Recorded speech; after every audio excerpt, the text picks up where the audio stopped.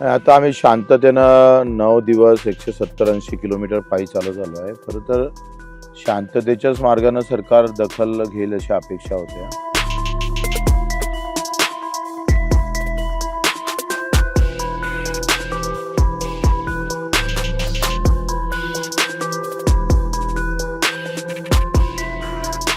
अरे वो अपना चेक गिर के गाड़ने वाला। हाँ बहुत पीट गिर गया उससे। बच्चों को तुम आगे बढ़ो, हम तुम्हारे साथ हैं। बच्चों को तुम आगे बढ़ो, हम तुम्हारे साथ हैं। बच्चों को तुम आगे बढ़ो, हमारे साथ है। जय जय जवान, जय जवान भारत।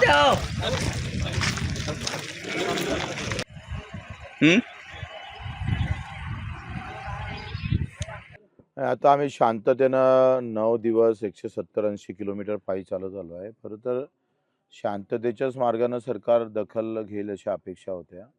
प्रशासनानं काही ठिकाणी काही कामं सुरू केले, जसे रस्त्याचे असेल किंवा जीवन प्राधिकरणची ज्या योजना होत्या चिखलदरा तहसीलमधल्या 3 ते 4 योजना वर्षभरापासून पेंडिंग होत्या, चालून होत्या.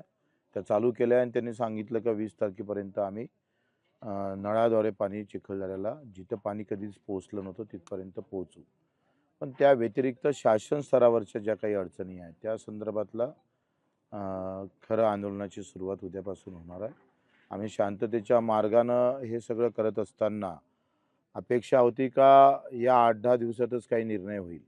मला वाटतं सरकार शांततेनं ऐकल एवढं शहाणं नाही आहे आणि आम्ही एवढे गधे नाही आहे का आंदोलन काही सरकार दखल न घेता आम्ही संपवणार. एकतर तळपत्या उन्हात आम्ही हा प्रवास केलेला आहे आणि उद्याचा हा लढा आमचा भगतसिंग मार्गाने राहील. हातात त्रिशूल घेऊन आम्ही तहसीलमध्ये घुसून तांडव नृत्य करू. त्या ताकदीनंच लढू. कारण जेवढी तळप जेवढी तफलीक मेळघाटातल्या सगळ्या शेतकरी शेतमजुरांना झालं. 77-80 वर्षापर्यंत साधं पाणी भेटू नये, लाईन भेटू नये एवढं दुर्दैव तर हिंदुस्थानात कोणाच्याच नशिबी आलं नसेल.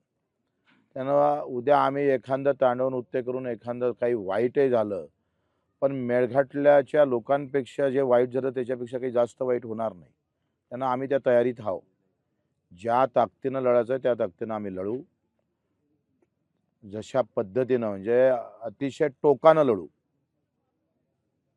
पोलिसांचा मोठा बंदोबस्त पाहायला मिळत आहे. ते दरवेळेसच असतं. तो काही आमच्यासाठी नवीन विषय नाही आहे. पोलीस किती आहे याच्यापेक्षा आम्ही किती मनातून लढतो ते फार महत्त्वाचं आहे.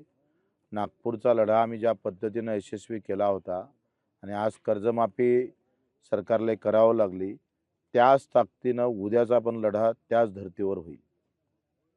अटीतटीचा सामना होईल उद्या. हा काही मॅच नाही आहे. सामन्यासाठी काही आम्ही इथं आम्हाला काही मारपीटसाठी आलो नाही. पण सरकार जर शांततेच्या मार्गानं ऐकतच नसेल तर फिर अभी तक आतापर्यंत आम्ही भोलेनाथ होतो, आता हर हर महादेव होऊ.